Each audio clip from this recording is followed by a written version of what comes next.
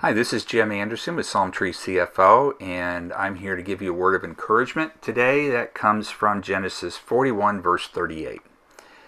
And Pharaoh said to his servants, "Can we find such a one as this," referring to Joseph, "a man in whom is the Spirit of God?"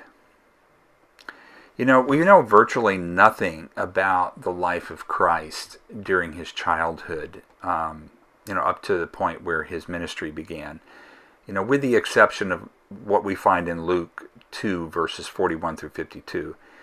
The same is true with John the Baptist.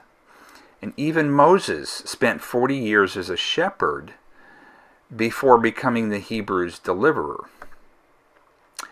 And after the Apostle Paul was converted to Christ, it was 14 years before he was welcomed fully by the leaders of the Jerusalem church.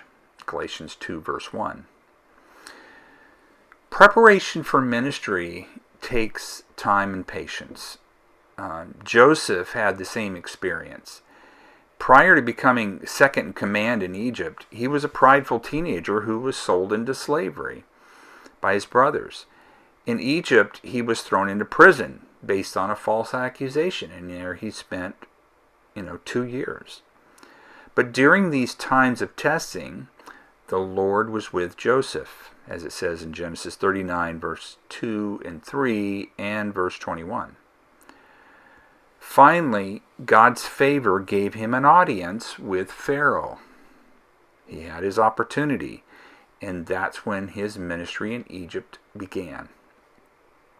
Joseph reached maturity on God's perfect timetable.